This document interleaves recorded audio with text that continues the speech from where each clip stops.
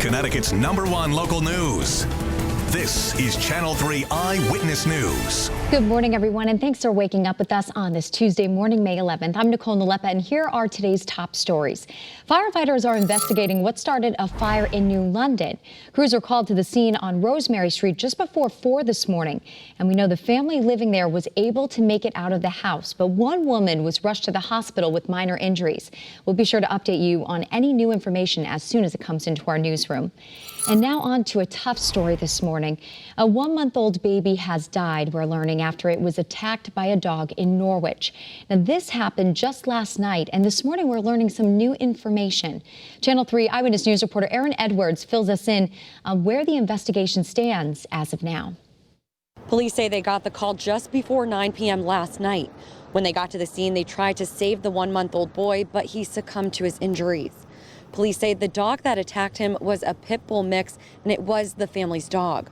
They say the family is devastated. Officers tell us police chaplains were quick to respond and have been providing support and counseling to the family and officers who responded to the scene. And that was Aaron Edwards reporting. Detectives and officers are continuing to investigate this incident. They say they will have an update at some point this morning. Again, we will make sure to provide that to you by way of the Channel 3 app and also on Channel 3 Eyewitness News at noon. Now moving on to the latest coronavirus and vaccination numbers here in our state. We know that 92% of those 65 and older have received their first dose. The same goes for 80% of those 45 and older. As for those who fall into the 18 or older category, 71% of those in this group have received at least one dose. Meantime, the positivity rate for the virus in Connecticut now sits at 1.41%. We also know that 17 deaths have been reported since Friday, and hospitalizations are down by 29 this morning. The town of Vernon is giving you the opportunity to choose which vaccine you'd like to receive at a walk-in clinic today. So you can choose either the Johnson & Johnson vaccine, Pfizer, or the Moderna vaccine. They are all available. This clinic will be held this afternoon from 1 to 3, and it'll be held on the green right in front of the Vernon Town Hall. And then the Hartford Yard Goats will be having their home opener tonight against the Portland Sea Dogs. And fans in attendance will have the opportunity to not only watch a game, but get vaccinated at the same time.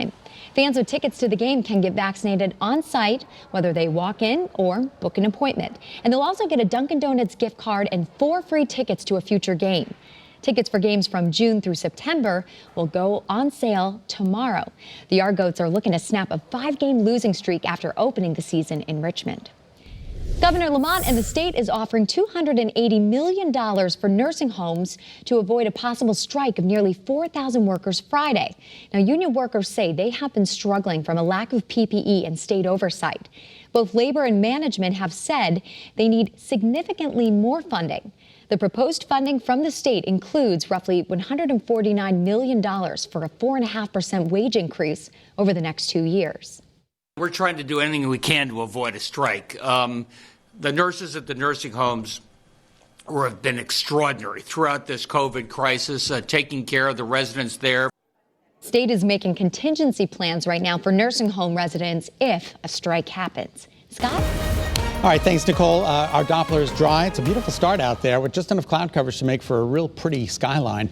The temperatures are a little on the cool side in northwest Connecticut and southwest Connecticut. However, the numbers are a little bit above average. That's what makes the average of about 47 out there this morning. So grab a light jacket as you're heading out the door. As you can see from our Doppler, we're dry. What a beautiful skyline it is in Old Saybrook. The camera that never disappoints with some nature flying through the scene there.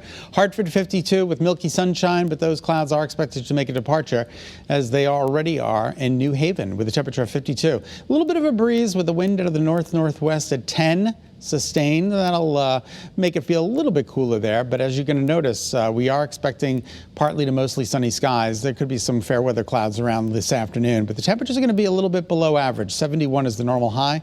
We're only going to be in the low to mid 60s today, and that's the same for the shoreline. You guys are dealing with an offshore breeze today as opposed to an onshore breeze, so therefore your temperatures will be equivalent to where we're headed inland.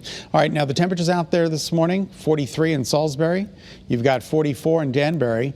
45 in Torrington, Waterbury, Meriden. Those numbers are all below average. 47 right at the average in Putnam, and then everybody else is a little bit above the average in the low 50s. So the winds just make it feel a little bit cooler, anywhere from 5 to 12 miles an hour sustained. There's a little bit of cloud coverage. It's already starting to break up. You can see some holes in the action, which is good news. So we'll take you out a little bit further. There are some isolated scattered showers in the area due to a little bit of instability in the atmosphere, and there could be, I guess there could be an isolated shower, especially up in northwest Connecticut by later on this afternoon through early this evening, but not a big deal. Leave the umbrellas at home. All right, according to early morning futurecast, we clear things out. Today looks like a lovely day. This is 5 p.m. We're talking about some a little bit of cloud coverage there. And then there goes that little speck of green in parts of northern Connecticut between about 5 and 7, 8 o'clock this evening. So that's that opportunity for an isolated shower, but it's not a big deal. And then as we run through the day tomorrow, it looks like another nice day with temperatures getting a little bit better than where they are today. So each and every day we're going to continue to climb those temperatures. This runs us down. Now there is an opportunity for an isolated shower again tomorrow afternoon through the evening. This is 7 p.m. tomorrow evening, so we'll pick it up on the wider perspective and watch as that quickly goes away. And then Thursday looks like a great day with a temperature of about 70 degrees. Partly sunny and breezy today. The sun is up at 5:34. A momentous day in the early warning forecast center as the sun sets exactly at 8 o'clock this evening. How awesome is that? Temperatures, though, do fall short of the normal in the upper 50s, northwest Connecticut. And then the overnight lows tonight, wow, it gets a little cool. There could be some isolated frost in the normally colder sections of northwest and northeast Connecticut. If you live in those areas, protect your plants. Everybody else is in the upper 30s, low 40s. A chilly night tonight, and then tomorrow, Thursday, Friday, Saturday, Sunday, all looking pretty good. There is an isolated opportunity for a scattered shower Friday afternoon through early evening. More of the same for Saturday and Sunday, but temperatures will be in the low 70s. 7:07 is now the time. We'll send it back to Nicole. Hey, Nicole. Hey, thanks, Scott. We are learning a bill at the state capitol aimed at stopping car break-ins has literally hit a wall. It was stopped short last night by the Appropriations Committee. Now, this bill would have required electronic monitoring bracelets for teens who get caught breaking into cars. It would have also put tougher penalties into place for adults who help juveniles and in those situations when weapons are involved. Since the pandemic began, the state has seen a serious uptick in car break-ins. We're also digging deeper into New Haven's creation of a crisis community response team to help respond to 911 calls. That's why they've created this team.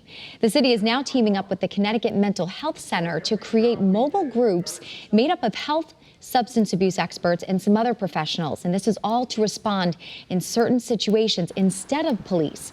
Now, the idea is that it will free up officers to focus more on crime. Our goal with the crisis response team is to ensure that people with the right expertise and skills respond to the right calls.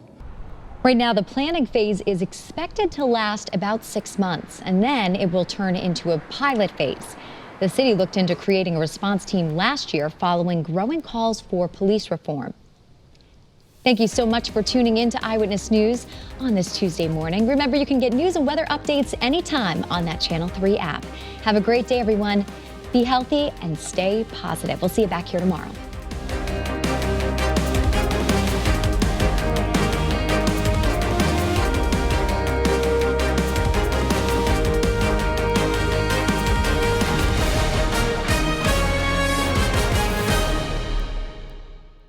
Thanks for watching Channel 3 Eyewitness News. Watch us live wherever you are on our mobile, on our streaming news app. And you can also watch us on Roku, Apple TV, and Fire TV.